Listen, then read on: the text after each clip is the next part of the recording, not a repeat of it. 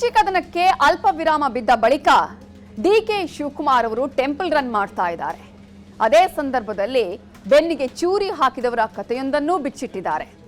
ಪಕ್ಷ ನಿಷ್ಠೆ ಆತ್ಮಸಾಕ್ಷಿಯ ಬಗ್ಗೆ ಮಾತನಾಡಿರುವ ಡಿಕೆ ಶಿವಕುಮಾರ್ ಅವರು ಕುಮಾರಸ್ವಾಮಿ ಸರ್ಕಾರವನ್ನ ಕೆಡವಿದ್ರ ಬಗ್ಗೆಯ ಉದಾಹರಣೆಯನ್ನು ಕೂಡ ಕೊಟ್ಟಿದ್ದಾರೆ.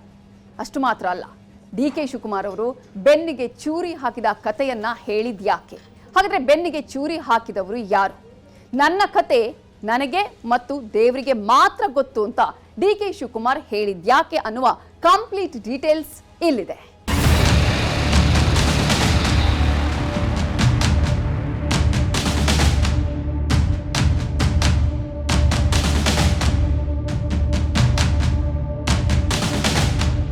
ಪಾರ್ಟಿ ಪ್ರೆಸಿಡೆಂಟ್ ಅಂದರೆ I am like A father figure. I may be Young. ಎಲ್ಲರನ್ನೂ ಒಟ್ಟಿಗೆ ತೆಗೆದುಕೊಳ್ಬೇಕು. ನನಗೆ 140 ಜನ ನನಗುಂದೆ. ನನಗೂ ಅವ್ರಿಗೂ ಯಾವ ಥರದ ಭಿನ್ನಾಭಿಪ್ರಾಯ. ನಾನು ಯಾರಾದ್ರು ಕುಮಾರಸ್ವಾಮಿ ತಾವು ಕೆಲಸ ಮಾಡೇನೆ ಎಷ್ಟು ನಿಷ್ಠೆಯಿಂದ ಕೆಲಸ ಮಾಡಿದ್ದೀನಿ ಅಂತ ನನ್ನ ಆತ್ಮಸಾಕ್ಷಿ ಗೊತ್ತು, ದೇವ್ರಿಗೆ ಆತ್ಮಸಾಕ್ಷಿ ಗೊತ್ತು. ಬಟ್ ಆ ಕುಮಾರಸ್ವಾಮಿಗೂ ನಾನು ಲಾಯಲ್ ಆಗಿ ಇಟ್ಕೊಂಡು ಕೊನೆಯ ದಿನದವರೆಗೂ ಆ ಸರ್ಕಾರನ ಉಳಿಸ್ಬೇಕು ಅಂತ ನಾನು ಎಷ್ಟು ಪ್ರಯತ್ನ ಮಾಡಿದ್ದೀನಿ ಅಂತ ಅವ್ರ ತಂದೆಗೂ ಗೊತ್ತಿದೆ. ನಾನು ಏನು ಬೇಕಾದ್ರೆ ಅವ್ರು ಮಾತಾಡ್ಕೊಳ್ಳಿ, ಅವ್ರ ಆಸೆಗೆ ಮಾತಾಡ್ಕೊಳ್ಳಿ, ನಾನು ಅದಕ್ಕೇನು ಬೇಜಾರು ಮಾಡ್ತೀನಿ. ಸೊ ನನ್ನ ಬದುಕು ಆ ರೀತಿ. ಪಾಪ BJP ಅವ್ರ ಪಾಪ ಅವ್ರಿಗೆ ಏನಾದ್ರು ಬೇಕಲ್ಲ, ಅವರು ಒಂದು ಅಪೋಸಿಷನ್ ಪಾರ್ಟಿ, ಅವರು ನಾವು ಬದುಕಿದ್ದೀನಿ ಅಂತ ತೋರಿಸ್ಕೋಬೇಕಲ್ಲ. ನಾನು ಯಾವತ್ತೂ ಬ್ಯಾಕ್ ಸ್ಟಾಪ್ ಮಾಡೋನಂತೂ ಅಲ್ಲ. ಏನಾದರೂ ಎದುರುಗಡೆನ ಫೈಟ್ ಮಾಡೋಣ. ಕುರ್ಚಿ ಕದನಕ್ಕೆ ವಿರಾಮ ಅಂದ್ರು. ನಮ್ಮ ನಡುವೆ ಏನಿಲ್ಲ ಅಂದ್ರು. ನಾವು ಒಗ್ಗಟ್ಟಾಗಿದ್ದೇವೆ ಅಂತ ಜೊತೆಯಲ್ಲಿ ಉಪ್ಪಿಟ್ಟು ತಿಂದು ಒಗ್ಗಟ್ಟು ಪ್ರದರ್ಶನ ಮಾಡಿದ್ರು. ಅದೆಲ್ಲ ಆಗಿ ಒಂದು ದಿನ ಆಗಿದೆ. ಈಗ ಡಿಕೆಶಿ ಕೆಲವೊಂದು ಸೂಕ್ಷ್ಮ ವಿಚಾರಗಳನ್ನು ಪ್ರಸ್ತಾಪ ಮಾಡಿ ನಾನು ಬೆನ್ನಿಗೆ ಚೂರಿ ಹಾಕೋ ವ್ಯಕ್ತಿಯಲ್ಲ ಅಂತ ಹೇಳಿದ್ದಾರೆ. ಇದು ಯಾರನ್ನ ಉದ್ದೇಶಿಸಿ ಹೇಳಿದ್ರು ಅನ್ನೋ ಚರ್ಚೆ ಈಗ ಜೋರಾಗಿ ಆಗ್ತಾ ಇದೆ. ಕದನ ವಿರಾಮದಲ್ಲೂ ಮಾತಿನ ಬಾಣ ಬಿಟ್ಟ ಡಿಕೆಶಿ ನಿಷ್ಠೆ ಆತ್ಮಸಾಕ್ಷಿಯ ಮಾತಾಡಿ ಬೆನ್ನಿಗೆ ಚೂರಿ ಹಾಕಲ್ಲ ಎಂದಿದ್ದೇಕೆ? HDK ಸರ್ಕಾರ ಉಳಿಸೋ ಪ್ರಯತ್ನ ಹಳೆಯ ವಿಷಯಗಳನ್ನ ಕೆದಕಿದ್ದೇಕೆ ಡಿಕೆ? ಸಿದ್ದು ಡಿಕೆಶಿ ನಡುವೆ ಈಗ ಕದನ ವಿರಾಮ ಏರ್ಪಟ್ಟಿದೆ. ವಿರಾಮ ಅಂದ್ರೆ ಸಂಪೂರ್ಣ ವಿರಾಮ ಅಲ್ಲ, ಅಲ್ಪ ವಿರಾಮ. ಯಾರೂ ಏನೂ ಮಾತಾಡಬಾರ್ದು, ಸ್ವಲ್ಪ ದಿನ ಸೈಲೆಂಟ್ ಆಗಿರಬೇಕು ಅಂತ ಹೈಕಮಾಂಡ್ ಕಟ್ಟಾಜ್ಞೆ ಮಾಡಿದೆ. ಒಟ್ಟಾಗಿದ್ದೇವೆ ಅಂತ ಒಂದು ಸಂದೇಶ ಕೊಡಿ ಅಂತ ಹೈಕಮಾಂಡ್ ಹೇಳಿದ್ದಕ್ಕೆ ಡಿಕೆಶಿ ಮತ್ತು ಸಿದ್ದರಾಮಯ್ಯ ಬ್ರೇಕ್ಫಾಸ್ಟ್ ಮಾಡಿ ನಮ್ಮ ನಡುವೆ ಭಿನ್ನಾಭಿಪ್ರಾಯ ಇಲ್ಲ ಅಂದಿದ್ರು. ಆದರೆ ಈಗ ಡಿಕೆ ಶಿವಕುಮಾರ್ ಕೆಲವೊಂದು ವಿಚಾರಗಳನ್ನು ಮಾತಾಡಿದ್ದು ಅದು ಸಿದ್ದರಾಮಯ್ಯ ಅವರ ಬಗ್ಗೆ ಮಾತಾಡಿದ್ರಾ ಅನ್ನೋ ಅನುಮಾನ ಕಾಡಲು ಶುರುವಾಗಿದೆ.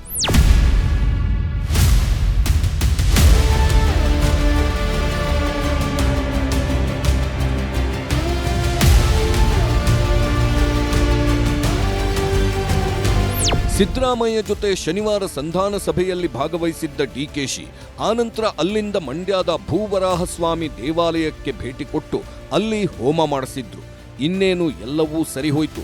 ಶಾಸಕರು ಸಚಿವರು ಸಹ ಸೈಲೆಂಟ್ ಆಗ್ತಾರೆ. ಕುರ್ಚಿ ಕದನಕ್ಕೆ ಬ್ರೇಕ್ ಬಿತ್ತು ಅನ್ನೋವಷ್ಟರಲ್ಲಿ ಮತ್ತೆ ಡಿಕೆ ಶಿವಕುಮಾರ್ ಮಾತಿನ ಬಾಣಗಳನ್ನ ಬಿಟ್ಟಿದ್ದಾರೆ. ಈ ಬಾರಿ ಅವರು ನನಗೆ ಯಾರ ಜೊತೆಯೂ ಭಿನ್ನಾಭಿಪ್ರಾಯ ಇಲ್ಲ ಅಂತ ಹೇಳುತ್ತಲೇ ಪರೋಕ್ಷವಾಗಿ ಮಾತಿನ ಬಾಣಗಳನ್ನ ಬಿಟ್ಟಿದ್ದಾರೆ. ನನ್ನಲ್ಲಿ ಸಿದ್ದರಾಮಯ್ಯನಲ್ಲಿ ಯಾವತ್ತೂ ನಮಗೆ ಭಿನ್ನಾಭಿಪ್ರಾಯ ಇಲ್ಲ. ನಾನಂತೂ ಗುಂಪು ಮಾಡೋಕ್ಕೆ ಯಾವತ್ತೂ ಹೋಗೋಣ. ನಾನು ಇವೆಲ್ಲ ಗಮನಿಸಿರ್ಬೇಕು. ಡೆಲ್ಲಿಗೆ ಹೋಗ್ಬೇಕಾದ್ರೆ ನಾನು ಒಬ್ಬ MLA ನನ್ನ ಜೊತೆ ಕರ್ಕೊಂಡು ಹೋಗ್ಬೋದಾಗಿತ್ತು. ಅದೇನು ದೊಡ್ಡ ಕೆಲಸ ಅಲ್ಲ. ಜೊತೆಗೆ ನಾನು ಒಂದು 8 ಜನ ಹಾಕೊಂಡು 5-6 ಜನ ಹಾಕೊಂಡು ಹೋಗ್ಬೋದಾಗಿತ್ತು. ಅದರಿಂದ ಏನೂ ಪ್ರಯೋಜನ ಆಗಲ್ಲ. ನಾವು ಒಂದು ಸ್ಥಾನದಲ್ಲಿ ಇರೋರು, ಪಾರ್ಟಿ ಪ್ರೆಸಿಡೆಂಟ್ ಅಂದರೆ I am like A father figure. I may be Young. ಎಲ್ಲರನ್ನೂ ಒಟ್ಟಿಗೆ ತೆಗೆದುಕೊಳ್ಬೇಕು. ನನಗೆ 140 ಜನ ನನಗುಂದೆ. ನಾನು ಯಾರನ್ನೂ ಡಿಫ್ರೆನ್ಶಿಯೇಟ್ ಮಾಡೋಕ್ಕೆ ನಾನು ಯಾವತ್ತೂ ಹೋಗೋದಿಲ್ಲ. ನನಗೂ ಅವ್ರಿಗೂ ಯಾವ ಥರದ ಭಿನ್ನಾಭಿಪ್ರಾಯ. ನೋಡಿದ್ರಲ್ಲ ಕೆಪಿಸಿಸಿ ಅಧ್ಯಕ್ಷರು ಏನು ಹೇಳಿದ್ರು ಅಂತ. ಅವರ ಮಾತಿನಲ್ಲಿ ಯಾವುದೇ ತಪ್ಪು ಇಲ್ಲ. ಅವರು ಹೇಳಿದ್ದು ಸರಿಯಾಗೇ ಇದೆ. ನನಗೆ ಯಾರ ಜೊತೆಯೂ ಭಿನ್ನಾಭಿಪ್ರಾಯ ಇಲ್ಲ ಅಂತ ಹೇಳಿದ್ದಾರೆ. ಅದು ಓಕೆ. ಆದರೆ ನಾನು ದೆಹಲಿಗೆ ಹೋಗುವಾಗ ಯಾರನ್ನೂ ನನ್ನ ಜೊತೆಯಲ್ಲಿ ಕರೆದುಕೊಂಡು ಹೋಗಲ್ಲ ಎಂದಿದ್ದಾರೆ. ಗುಂಪು ಕಟ್ಟಿಕೊಂಡು ಹೋಗಲ್ಲ ಅಂತ ಹೇಳುವ ಮೂಲಕ ಕೆಲವರಿಗೆ ಟಕ್ಕರ್ ಕೊಡೋ ಪ್ರಯತ್ನ ಮಾಡಿದ್ದಾರೆ. ಈ ಹಿಂದೆಯೂ ನಾನು ಗುಂಪು ರಾಜಕಾರಣ ಮಾಡಲ್ಲ ಅಂತ ಹೇಳಿದ್ದ ಡಿಕೆಶಿ ಈಗ ಮತ್ತೊಮ್ಮೆ ಅದರ ಬಗ್ಗೆ ಪ್ರಸ್ತಾಪ ಮಾಡಿದ್ದಾರೆ. ದೆಹಲಿಗೆ ಹೋಗುವಾಗ ನಾನು ಬೆಂಬಲಿಗರನ್ನ ಕರೆದುಕೊಂಡು ಹೋಗಬಹುದು, ಅದರಿಂದ ಪ್ರಯೋಜನ ಇಲ್ಲ ಎಂದಿದ್ದಾರೆ. ಇನ್ನು ಡಿಕೆ ಶಿವಕುಮಾರ್ ಈಗ ದೆಹಲಿಗೆ ಗುಂಪು ಕಟ್ಟಿಕೊಂಡು ಹೋಗೋ ವಿಚಾರವನ್ನ ಯಾಕೆ ಮಾತಾಡಿದ್ರು ಅಂತ ನೋಡೋದಾದ್ರೆ, ಡಿಕೆ ಶಿವಕುಮಾರ್ ಬೆಂಬಲಿಗರು ಕೆಲ ದಿನಗಳ ಹಿಂದೆ ದೆಹಲಿಗೆ ಹೋಗಿ ಡಿಕೆಶಿ ಪರ ಲಾಬಿ ಮಾಡಿದ್ರು. ಆಗ ಡಿಕೆ ಶಿವಕುಮಾರ್ ಅವರೇ ಅವರನ್ನೆಲ್ಲ ಕಳಿಸಿದ್ದಾರೆ, ಡಿಕೆಶಿ ಗುಂಪು ರಾಜಕಾರಣ ಮಾಡುತ್ತಾ ಇದ್ದಾರೆ ಅಂತ ಹೇಳಲಾಗಿತ್ತು. ಹಾಗಾಗಿ ನಾನು ಗುಂಪು ರಾಜಕಾರಣ ಮಾಡಲ್ಲ ಅನ್ನೋ ಕಾರಣಕ್ಕಾಗಿ ಡಿಕೆಶಿ ಈ ರೀತಿ ಹೇಳಿಕೆಯನ್ನ ಕೊಟ್ಟಿದ್ದಾರೆ. ಆದ್ರೆ ಸಿದ್ದರಾಮಯ್ಯ ಪ್ರತಿ ಬಾರಿ ದೆಹಲಿಗೆ ಹೋಗುವಾಗಲೂ ಮಹದೇವಪ್ಪ, ಜಮೀರ್ ಅಹಮದ್ ಸೇರಿದಂತೆ ಹಲವು ನಾಯಕರನ್ನ ತಮ್ಮೊಂದಿಗೆ ಕರೆದುಕೊಂಡು ಹೋಗ್ತಾರೆ. ಹಾಗಾಗಿ ಡಿಕೆಶಿ ಸಿದ್ದು ಬಗ್ಗೆಯೇ ಈ ರೀತಿ ಮಾತಾಡಿರಬಹುದು, ಸಿದ್ದರಾಮಯ್ಯಗೆ ಟಕ್ಕರ್ ಕೊಡುವುದಕ್ಕೆ ಆ ಹೇಳಿಕೆ ಕೊಟ್ಟಿರಬಹುದು ಅಂತ ಅರ್ಥೈಸಲಾಗ್ತಾ ಇದೆ. ಎಚ್ಡಿಕೆ ಸರ್ಕಾರದ ಬಗ್ಗೆ ಪ್ರಸ್ತಾಪಿಸಿದ ಡಿಕೆ, ಗುಂಪು ರಾಜಕಾರಣದ ಬಗ್ಗೆ ಮಾತಾಡಿ ಸುಮ್ಮನೆ ಆಗಿದ್ರೆ ಓಕೆ, ಆದರೆ ಇದೇ ಸಮಯದಲ್ಲಿ ಡಿಕೆ ಮತ್ತೊಂದು ವಿಚಾರವನ್ನು ಪ್ರಸ್ತಾಪ ಮಾಡಿದ್ರು. ಅದು ಎಚ್ಡಿಕೆ ಸರ್ಕಾರವನ್ನ ಕೆಡವಿದ್ದ ವಿಚಾರ. ತಮ್ಮ ನಿಷ್ಠೆ ಎಂಥದ್ದು ಅಂತ ಹೇಳುವುದಕ್ಕೆ ಡಿಕೆ ಶಿವಕುಮಾರ್ ಕಾಂಗ್ರೆಸ್ ಜೆಡಿಎಸ್ ದೋಸ್ತಿ ಸರ್ಕಾರದ ಬಗ್ಗೆ, ಕುಮಾರಸ್ವಾಮಿ ಬಗ್ಗೆಯೂ ಮಾತಾಡಿದ್ರು. ಕುಮಾರಸ್ವಾಮಿ ಸರ್ಕಾರ ಇದ್ದಾಗಲೂ ನಾನು ಆ ಸರ್ಕಾರವನ್ನ ಉಳಿಸ್ಕೊಳ್ಳುವುದಕ್ಕೆ ಸಾಕಷ್ಟು ಪ್ರಯತ್ನ ಪಟ್ಟಿದ್ದೆ. ನನಗೆ ವ್ಯಕ್ತಿಗಿಂತ ಪಕ್ಷವೇ ಮುಖ್ಯ, ಅದಕ್ಕೆ ಕುಮಾರಸ್ವಾಮಿ ಸರ್ಕಾರವನ್ನು ಉಳಿಸಲು ಕೆಲಸ ಮಾಡಿದ್ದೆ. ಅದರ ಬಗ್ಗೆ ಕುಮಾರಸ್ವಾಮಿಗೂ ಗೊತ್ತು, ದೇವೇಗೌಡರಿಗೂ ಗೊತ್ತು ಅಂತ ಹೇಳಿದ್ರು. ನನಗೂ ಅವ್ರಿಗೂ ಯಾವತ್ತಾದ್ರೂ ಭಿನ್ನಾಭಿಪ್ರಾಯ. ನಾನು ಯಾರಾದ್ರೂ ಕುಮಾರಸ್ವಾಮಿ ತಾವು ಕೆಲಸ ಮಾಡೇನೆ, ಎಷ್ಟು ನಿಷ್ಠೆಯಿಂದ ಕೆಲಸ ಮಾಡಿದೀನಿ ಅಂತ ನನ್ನ ಆತ್ಮಸಾಕ್ಷಿ ಗೊತ್ತು, ದೇವ್ರಿಗೆ ಆತ್ಮಸಾಕ್ಷಿ ಗೊತ್ತು. ಕುಮಾರಸ್ವಾಮಿ ಒಪ್ಪದೇ ಇರ್ಬೋದು, ಅದು ಬೇರೆ ವಿಚಾರ. ಬಟ್ ಆ ಕುಮಾರಸ್ವಾಮಿಗೂ ನಾನು ಲಾಯಲ್ ಆಗಿ ಇತ್ಕೊಂಡು ಕೊನೆಯ ದಿನದವರೆಗೂ ಆ ಸರ್ಕಾರ ಉಳಿಸ್ಬೇಕು ಅಂತ ನಾನು ಎಷ್ಟು ಪ್ರಯತ್ನ ಮಾಡಿದ್ದೀನಿ ಅಂತ ಅವ್ರ ತಂದೆಗೂ ಗೊತ್ತಿದೆ. ಆಮೇಲೆ ಏನು ಬೇಕಾದ್ರೆ ಅವ್ರು ಮಾತಾಡ್ಕೊಳ್ಳಿ, ಅವ್ರ ಆಸೆಗೆ ಮಾತಾಡ್ಕೊಳ್ಳಿ, ನಾನು ಅದಕ್ಕೇನು ಬೇಜಾರು ಮಾಡಲ್ಲ. ಸೊ ನನ್ನ ಬದುಕು ಆ ರೀತಿ. ನಾನು ಯಾವತ್ತೂ ಬ್ಯಾಕ್ ಸ್ಟಾಪ್ ಮಾಡೋನಂತೂ ಅಲ್ಲ, ಏನಾದರೂ ಎದುರುಗಡೆನ ಫೈಟ್ ಮಾಡೋಣ. ಡಿಕೆ ಶಿವಕುಮಾರ್ ತಮ್ಮ ನಿಷ್ಠೆಯ ಬಗ್ಗೆ ಮಾತಾಡಿ, ನಾನು ಕುಮಾರಸ್ವಾಮಿಗೂ ನಿಷ್ಠೆಯಿಂದ ಇದ್ದೆ, ಕೊನೆ ದಿನದವರೆಗೂ ಅವರ ಸರ್ಕಾರವನ್ನ ಉಳಿಸ್ಕೊಳ್ಳುವುದಕ್ಕೆ ಪ್ರಯತ್ನ ಪಟ್ಟಿದ್ದೆ ಅಂತ ಹೇಳಿದ್ರು. ಇಷ್ಟೇ ಹೇಳಿ ಸುಮ್ಮನಾಗಿದ್ರೆ ಸಮಸ್ಯೆಯೇ ಬರ್ತಾ ಇರಲಿಲ್ಲ. ಅದರ ಜೊತೆಗೆ ಮತ್ತೊಂದು ಪದವನ್ನು ಸೇರಿಸಿದ್ರು. ಅದು ಏನಪ್ಪಾ ಅಂದ್ರೆ, ನಾನು ಯಾವತ್ತೂ ಬ್ಯಾಕ್ ಸ್ಟಾಬ್ ಮಾಡೋನಲ್ಲ, ಬೆನ್ನಿಗೆ ಚೂರಿ ಹಾಕೋ ಕೆಲಸ ಮಾಡಲ್ಲ, ನಂದು ಏನಿದ್ರೂ ನೇರ ಫೈಟ್ ಅಂತ ಹೇಳಿದ್ರು. ಕಾಂಗ್ರೆಸ್ ಜೆಡಿಎಸ್ ದೋಸ್ತಿ ಸರ್ಕಾರ ಆಪರೇಷನ್ ಕಮಲದಿಂದ ಹೋಗಿತ್ತು. ಕಾಂಗ್ರೆಸ್ ಜೆಡಿಎಸ್ ಶಾಸಕರನ್ನ ಆಪರೇಷನ್ ಮಾಡಿದ್ದರಿಂದ ಸರ್ಕಾರ ಉರುಳಿತ್ತು. ಆಗ ಡಿಕೆಶಿ ಬಾಂಬೆಗೆ ಹೋಗಿ ಶಾಸಕರನ್ನ ವಾಪಸ್ ಕರೆದುಕೊಂಡು ಬರೋ ಪ್ರಯತ್ನ ಮಾಡಿದ್ರು. ಅದೆಲ್ಲ ಒಂದು ಕಡೆ. ಆದ್ರೆ ಕಾಂಗ್ರೆಸ್ ಜೆಡಿಎಸ್ ಸರ್ಕಾರ ಪತನ ಆಗಿದ್ದರಲ್ಲಿ ಸಿದ್ದರಾಮಯ್ಯ ಪಾತ್ರ ಇದೆ ಅನ್ನೋ ಮಾತುಗಳೂ ಇವೆ. ಕೆಲವೊಮ್ಮೆ ಕುಮಾರಸ್ವಾಮಿಯೇ ಈ ಆರೋಪಗಳನ್ನ ಮಾಡಿದ್ದಾರೆ. ಸಿದ್ದರಾಮಯ್ಯ ಬೆನ್ನಿಗೆ ಚೂರಿ ಹಾಕಿದ್ರು ಅನ್ನೋ ಮಾತುಗಳನ್ನ ಹೇಳಿದ್ರು. ಈಗ ಡಿಕೆಶಿ ಕುಮಾರಸ್ವಾಮಿ ಸರ್ಕಾರದ ಬಗ್ಗೆ ಮಾತಾಡಿದ್ದು, ಸರ್ಕಾರ ಉಳಿಸಲು ನಾನು ಪ್ರಯತ್ನ ಮಾಡಿದ್ದೆ ಅಂತ ಹೇಳಿದ್ದು, ಬೆನ್ನಿಗೆ ಚೂರಿ ಹಾಕೋನು ಅಲ್ಲ ಅಂತ ಹೇಳಿದ್ದು ಸಿದ್ದರಾಮಯ್ಯ ಅವರನ್ನ ಉದ್ದೇಶಿಸಿ ಹೇಳಿದ್ರಾ ಅನ್ನೋ ಅನುಮಾನಗಳು ಮೂಡ್ತಾ ಇವೆ. ಇದರ ಜೊತೆಗೆ ಅವರು ಸಿಎಂ ಕುರ್ಚಿ ಬಗ್ಗೆಯೂ ಇದನ್ನ ಹೇಳಿರಬಹುದು ಅಂತ ಅರ್ಥೈಸಲಾಗ್ತಾ ಇದೆ. ಸಿಎಂ ಕುರ್ಚಿ ಬೇಕಾದ್ರೆ ನೇರ ಫೈಟ್ ಮಾಡ್ತೀನಿ, ಆದ್ರೆ ಬೆನ್ನಿಗೆ ಚೂರಿ ಹಾಕೋ ಕೆಲಸ ಮಾತ್ರ ಮಾಡಲ್ಲ ಅನ್ನೋ ರೀತಿ ಅವರ ಹೇಳಿಕೆ ಇದೆ. ಬದುಕು ಆ ರೀತಿ.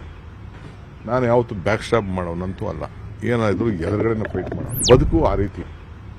ನಾನು ಯಾವತ್ತೂ ಬ್ಯಾಕ್ ಸ್ಟಾಪ್ ಮಾಡೋನಂತೂ ಅಲ್ಲ, ಏನಾದರೂ ಎದುರುಗಡೆನ ಫೈಟ್ ಮಾಡೋಣ. ಬದುಕು ಆ ರೀತಿ. ನಾನು ಯಾವತ್ತೂ ಬ್ಯಾಕ್ ಸ್ಟಾಪ್ ಮಾಡೋನಂತೂ ಅಲ್ಲ, ಏನಾದರೂ ಎದುರುಗಡೆನ ಫೈಟ್ ಮಾಡೋಣ. ಡಿಕೆ ಶಿವಕುಮಾರ್ ನಾನು ಬೇರೆಯವರ ರೀತಿ ಬೆನ್ನಿಗೆ ಚೂರಿ ಹಾಕಲ್ಲ ಎಂದಿದ್ದಾರೆ. ಆದ್ರೆ ಯಾರ ರೀತಿ ಅನ್ನೋದನ್ನ ಹೇಳಿಲ್ಲ. ಹಾಗೆ ಯಾರ ಬೆನ್ನಿಗೆ ಚೂರಿ ಹಾಕಲ್ಲ ಅಂದ್ರು ಅನ್ನೋದನ್ನೂ ಹೇಳಿಲ್ಲ. ಹಾಗಾಗಿ ಬೇಕಾದವರು ಬೇಕಾದಂತೆ ಇದನ್ನ ಅರ್ಥ ಮಾಡಿಕೊಳ್ತಾ ಇದ್ದಾರೆ. ಇದೇ ವೇಳೆ ಅವರು ತಮ್ಮನ್ನ ಸಿಎಂ ಮಾಡಲು ಬೆಂಬಲಿಗರು ಮಾಡ್ತಾ ಇರೋ ಪ್ರಯತ್ನಗಳನ್ನ ಮತ್ತೊಮ್ಮೆ ಸಮರ್ಥಿಸಿಕೊಂಡಿದ್ದಾರೆ. ಸ್ವಾಮೀಜಿಗಳ ಬೆಂಬಲ ಸಮರ್ಥಿಸಿಕೊಂಡ ಡಿಕೆಶಿ, ಕುರ್ಚಿ ಕದನಕ್ಕೆ ಬ್ರೇಕ್ ಅಂತ ಅಂದ್ರೆ ಯಾರೂ ಸಹ ಅದರ ಬಗ್ಗೆ ಮಾತಾಡುವಂತೆ ಇಲ್ಲ. ಶಾಸಕರು, ಸಚಿವರು, ಸ್ವಾಮೀಜಿಗಳು ಯಾರೂ ಸಹ ಅದರ ಬಗ್ಗೆ ಮಾತಾಡಬಾರದು, ಮಾತಾಡಿದವರನ್ನ ಸಮರ್ಥಿಸಿಕೊಳ್ಳಲೂಬಾರದು. ಆದರೆ ಈಗ ರಾಜ್ಯದಲ್ಲಿ ಆ ರೀತಿ ಆಗ್ತಾ ಇಲ್ಲ. ಡಿಕೆಶಿ ಸಿಎಂ ಆಗಬೇಕು ಅನ್ನೋ ಹೋರಾಟಗಳು ನಡೀತಾನೇ ಇವೆ. ಅಭಿಮಾನಿಗಳು ಪೂಜೆ ಮಾಡುವುದೂ ಓಕೆ. ಆದರೆ ಕೆಲವು ಶಾಸಕರು ಸಂಧಾನ ಸಭೆಯ ನಂತರವೂ ಡಿಕೆ ಪರವಾಗಿ ಬ್ಯಾಟಿಂಗ್ ಮಾಡ್ತಾ ಇದ್ದಾರೆ. ಡಿಕೆ ಶಿವಕುಮಾರ್ ಸಿಎಂ ಆಗೇ ಆಗ್ತಾರೆ ಅಂತ ಹೇಳಿಕೆಗಳನ್ನ ಕೊಡ್ತಾ ಇದ್ದಾರೆ. ಸ್ವಾಮೀಜಿಗಳು ಡಿಕೆಶಿ ಪರವಾಗಿ ಅಖಾಡಕ್ಕಿಳಿತಾ ಇದ್ದಾರೆ. ಅವರನ್ನೆಲ್ಲ ಡಿಕೆ ಶಿವಕುಮಾರ್ ಸಮರ್ಥನೆ ಮಾಡಿಕೊಳ್ತಾ ಇದ್ದಾರೆ. ಸಂದರ್ಭದಲ್ಲಿ ಕೆಲವರು ಮಾತಾಡ್ತಾರೆ. ಈಗ ನಾನು ಬೇರೆ ಸ್ವಾಮಿಗಳು ಮಾತಾಡಿದ್ರಪ್ಪ, ಅದನ್ನ ಬೇಜಾರು ಮಾಡ್ಕೋಬೇಕಾಗ್ತದ? ಈಗ ಬೆಂಬಲ ಕೇಳಲಿಲ್ಲ ಅಂತ ಹೇಳಿ ನಾನು ಕೇಳಿದ್ದೀನಾ? ನಾನು ಯಾವ ಸ್ವಾಮೀಜಿನೂ ಬೆಂಬಲ ಕೇಳಿಲ್ಲ. ನಾನು ಇಂಥ ಜಾತಿ ಹುಟ್ಟಿರ್ಬೋದು, ನಾನು ಎಲ್ಲ ಜಾತಿನೂ ನಾನು ಪ್ರೀತಿ ಮಾಡ್ತೀನಿ. ನಾನು ಈಗ ನಮ್ಮ ಬಾಳೆಹೊನ್ನೂರು ಸ್ವಾಮಿಗಳು ನನ್ನ ಪರವಾಗಿ ಮಾತಾಡಿದ್ರು, ರಂಭಾಪುರಿ ಅವರು, ಶ್ರೀಶೈಲ ಸ್ವಾಮಿಗಳು ಮಾತಾಡಿದ್ರು, ಇನ್ನು ಬೇಕಾದ ಸ್ವಾಮಿಗಳು ಮಾತಾಡಿದ್ರು. ನಾನು ಅವ್ರನ್ನ ಕೇಳಿದ್ನಾ? ಅವ್ರಿಗೆ ಏನೋ ನನ್ನ ಬಗ್ಗೆ ಒಂದು ವಿಶ್ವಾಸ ಅಷ್ಟೇ, ಪ್ರೀತಿ, ಗೌರವ. ಅದು ತಪ್ಪು ಅಂತ ಹೇಳಕ್ಕಾಗ್ತದಾ? ಸ್ವಾಮೀಜಿಗಳು ಪ್ರೀತಿ ವಿಶ್ವಾಸದಿಂದ ನನ್ನ ಬಗ್ಗೆ ಮಾತಾಡ್ತಾರೆ, ಅದನ್ನ ನಾನು ತಪ್ಪು ಅಂತ ಹೇಳೋದಕ್ಕಾಗುತ್ತಾ ಅಂತ ಪ್ರಶ್ನೆ ಮಾಡಿರೋ ಡಿಕೆಶಿ, ನಾನು ಯಾವ ಟೀಕೆಗಳಿಗೂ ತಲೆ ಕೆಡಿಸ್ಕೊಳ್ಳೋದಿಲ್ಲ. ನಾನು ಏನು ಅಂತ ನನಗೆ ನನ್ನ ಆತ್ಮಸಾಕ್ಷಿಗೆ ಗೊತ್ತು, ಆ ದೇವರಿಗೆ ಮಾತ್ರ ಗೊತ್ತು ಅಂತ ಹೇಳಿದ್ದಾರೆ. ಒಂದು ಕಡೆ ಹೈಕಮಾಂಡ್ ತೀರ್ಮಾನಕ್ಕೆ ಬದ್ಧ ಅಂತ ಹೇಳುತ್ತಲೇ, ಸಂಧಾನಕ್ಕೆ ಓಕೆ ಅಂತ ಹೇಳುತ್ತಲೇ, ಮತ್ತೊಂದು ಕಡೆ ಮಾತಿನ ಬಾಣಗಳನ್ನ ಬಿಡ್ತಾ ಇದ್ದಾರೆ. ತುಂಬಾ ಮಾರ್ಮಿಕವಾಗಿ ಮಾತಾಡ್ತಾ ಇದ್ದಾರೆ.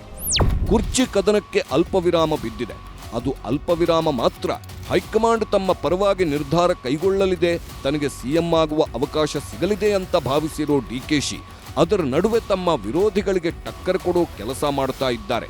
ಆದರೆ ಅವರು ಟಕ್ಕರ್ ಕೊಟ್ಟಿದ್ದು ಯಾವ ವಿರೋಧಿಗಳಿಗೆ ಅನ್ನೋದು ಡಿಕೆಶಿಗೆ ಮಾತ್ರ ಗೊತ್ತಿದೆ.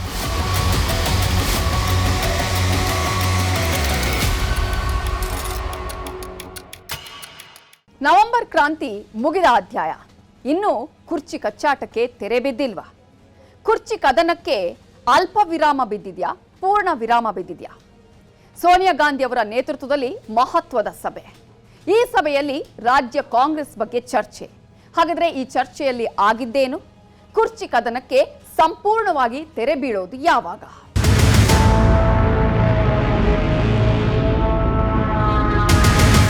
ಒಂದು ಕಡೆ ನಮ್ಮ ನಡುವೆ ಭಿನ್ನಾಭಿಪ್ರಾಯ ಇಲ್ಲ ಅಂತಾರೆ, ಮತ್ತೊಂದು ಕಡೆ ಪರೋಕ್ಷವಾಗಿ ಮಾತಿನ ಬಾಣಗಳನ್ನ ಬಿಡ್ತಾರೆ.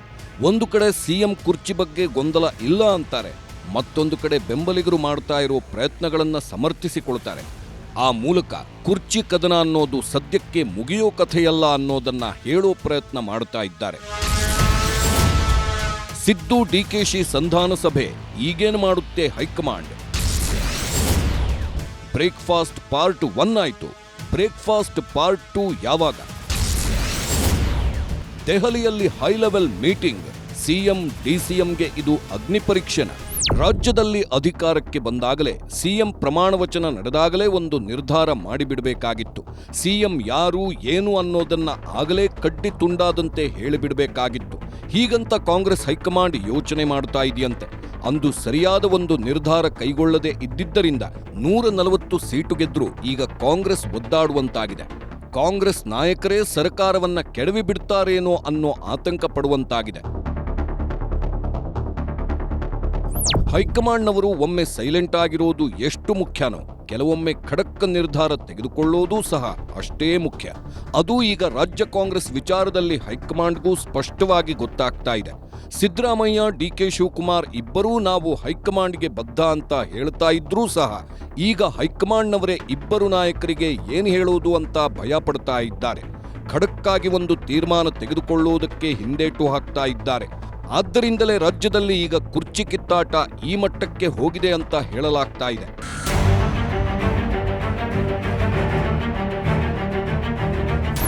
ಶನಿವಾರ ಡಿಕೆ ಶಿವಕುಮಾರ್ ಮತ್ತು ಸಿದ್ದರಾಮಯ್ಯ ಇಬ್ಬರೂ ಸೇರಿ ಬ್ರೇಕ್ಫಾಸ್ಟ್ ಮೀಟಿಂಗ್ ಮಾಡಿದ್ರು. ಅದರ ನಂತರ ನಮ್ಮ ನಡುವೆ ಯಾವುದೇ ಭಿನ್ನಾಭಿಪ್ರಾಯ ಇಲ್ಲ, ನಾವು ಅಂದೂ ಒಗ್ಗಟ್ಟಾಗಿದ್ವಿ, ಈ ಹಿಂದೆಯೂ ಒಗ್ಗಟ್ಟಾಗಿದ್ವಿ, ಮುಂದೆಯೂ ಒಗ್ಗಟ್ಟಾಗಿರ್ತೀವಿ ಅಂತ ಒಗ್ಗಟ್ಟು ಪ್ರದರ್ಶನ ಮಾಡಿದ್ರು. ನಾಳಿನಿಂದ ಗೊಂದಲವೇ ಇರೋದಿಲ್ಲ ಅಂತ ಹೇಳಿದ್ರು. ಕುರ್ಚಿ ಕದನಕ್ಕೆ ತೆರೆ ಎಳೆದಂತೆ ತೋರಿಸಿದ್ರು. ಆದ್ರೆ ಇದು ನಿಜಕ್ಕೂ ತೆರೆ ಬಿದ್ದಂತೇನಾ ಅಥವಾ ಕದನ ಮುಂದುವರಿಯುತ್ತಾ ಅನ್ನೋದು ಗೊತ್ತಾಗ್ತಾ ಇಲ್ಲ. ಸದ್ಯಕ್ಕಂತೂ ಕಾಂಗ್ರೆಸ್ ಕೆಲವೊಂದು ಕೆಲಸಗಳ ಕಡೆಗೆ ಗಮನ ಕೊಡಲು ಮುಂದಾಗಿದೆಯಂತೆ. ಅದರ ನಂತರವೇ ಹೈಕಮಾಂಡ್ ಸಹ ಅಖಾಡಕ್ಕೆ ಇಳಿಯೋ ಸಾಧ್ಯತೆ ಇದೆ.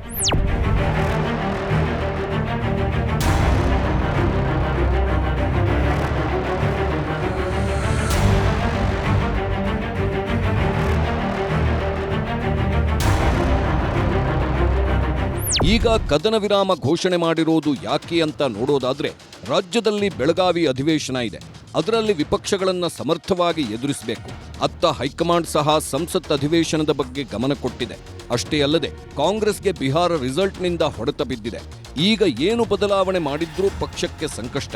ಹಾಗಾಗಿ ಹೈಕಮಾಂಡ್ ಅಳೆದೂ ತೂಗಿ ನಿರ್ಧರಿಸಲು ತೀರ್ಮಾನ ಮಾಡಿದೆ. ಅಲ್ಲಿಯವರೆಗೂ ಯಥಾಸ್ಥಿತಿಯಲ್ಲೇ ಮುಂದುವರಿಯಿರಿ ಅಂತ ಸೂಚನೆ ಕೊಟ್ಟಿದ್ಯಂತೆ. ಕುರ್ಚಿ ಕದನದ ವಿರಾಮದ ನಡುವೆ ಏನೆಲ್ಲ ನಡೆಯುತ್ತೆ ಅಂತ ನೋಡೋದಾದ್ರೆ, ಡಿಸೆಂಬರ್ 2ರಂದು ಡಿಕೆ ಮತ್ತು ಸಿದ್ದು ನಡುವೆ ಮತ್ತೊಂದು ಬ್ರೇಕ್ಫಾಸ್ಟ್ ಸಭೆ ನಡೆಯೋ ಸಾಧ್ಯತೆ ಇದೆ. ಈಗಾಗಲೇ ಡಿಕೆಶಿ ಸಿಎಂಗೆ ಆಹ್ವಾನ ಕೊಟ್ಟಿದ್ದಾರಂತೆ. ಆ ಸಭೆಯಲ್ಲಿ ಬೆಳಗಾವಿ ಅಧಿವೇಶನದ ಬಗ್ಗೆಯೂ ಚರ್ಚೆ ನಡೆಯೋ ಸಾಧ್ಯತೆ ಇದೆ. ಅಷ್ಟೇ ಅಲ್ಲದೆ ಡಿಸೆಂಬರ್ ಮೊದಲ ವಾರದಲ್ಲಿ ಸಿಎಂ ಡಿಸಿಎಂ ದೆಹಲಿಗೆ ಹೋಗೋ ಸಾಧ್ಯತೆ ಇದ್ದು, ಸರ್ಕಾರಿ ಕೆಲಸಗಳ ಜೊತೆಗೆ ವರಿಷ್ಠರನ್ನೂ ಭೇಟಿಯಾಗ್ತಾರೆ ಅಂತ ಹೇಳಲಾಗ್ತಾ ಇದೆ. ಹೈಕಮಾಂಡ್ ಕುರ್ಚಿ ಕದನಕ್ಕೆ ಬ್ರೇಕ್ ಹಾಕಿದೆ. ಆದರೆ ಆ ಬ್ರೇಕ್ ಬರೀ ಮಾತುಗಳಿಗಷ್ಟೇ. ಪ್ರಯತ್ನಗಳು ಮತ್ತೆ ಮುಂದುವರಿಯಲಿವೆ. ಆ ಪ್ರಯತ್ನಗಳ ಭಾಗವಾಗಿಯೇ ಮತ್ತೊಂದು ಬ್ರೇಕ್ಫಾಸ್ಟ್ ಸಭೆ, ದೆಹಲಿ ಪ್ರಯಾಣ ಅಂತ ಹೇಳಲಾಗ್ತಾ ಇದೆ. ಹೈಕಮಾಂಡ್ ತುಂಬಾ ದಿನ ಡಿಕೆಶಿ ಮತ್ತು ಸಿದ್ದರಾಮಯ್ಯ ಅವರನ್ನ ಸೈಲೆಂಟ್ ಆಗಿ ಕೂರಿಸೋದಕ್ಕಾಗಲ್ಲ. ಅವರು ಯಾವಾಗ ಬೇಕಾದರೂ ಮತ್ತೆ ತಮ್ಮ ಪ್ರಯತ್ನಗಳನ್ನ ಶುರು ಮಾಡಬಹುದು.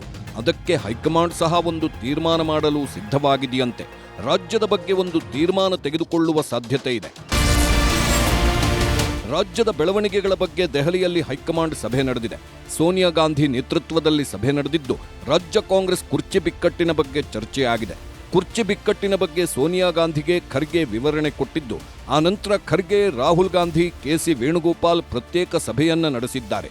ಮುಂದೆ ಏನು ನಿರ್ಧಾರ ತೆಗೆದುಕೊಳ್ಳಬೇಕು ಅನ್ನೋ ಬಗ್ಗೆ ಚರ್ಚೆ ನಡೆದಿದೆಯಂತೆ.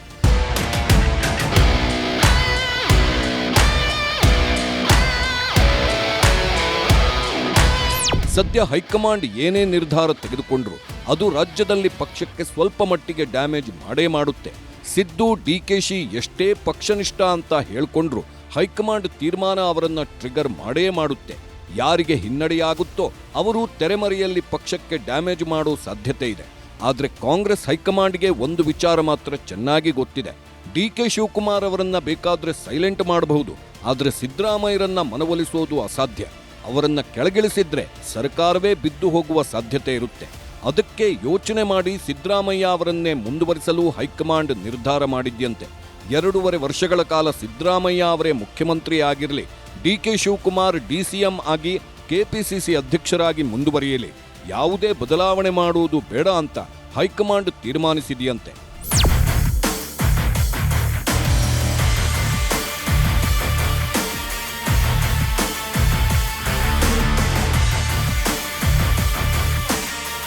ಸದ್ಯಕ್ಕೆ ನೀವೇ ಚರ್ಚೆ ಮಾಡಿ ಗೊಂದಲ ಬಗೆಹರಿಸಿಕೊಳ್ಳಿ ಅಂತ ಹೇಳಿರೋ ಹೈಕಮಾಂಡ್ ಕೆಲವೇ ದಿನಗಳಲ್ಲಿ ಕುರ್ಚಿ ಸಮಸ್ಯೆಯನ್ನ ಇತ್ಯರ್ಥ ಮಾಡಲಿದೆ.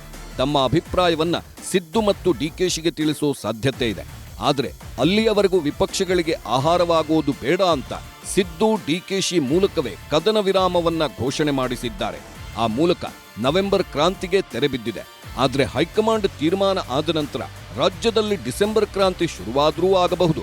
ಅದರಲ್ಲಿ ಅತಿಶಯೋಕ್ತಿ ಏನೂ ಇಲ್ಲ. ಅದಕ್ಕೆ ಹೈಕಮಾಂಡ್ ತೀರ್ಮಾನ ಏನಾಗಲಿದೆ ಅನ್ನೋದು ರಾಜ್ಯದ ಪ್ರತಿಯೊಬ್ಬ ಮತದಾರರನ್ನು ಕಾಡ್ತಾ ಇದೆ.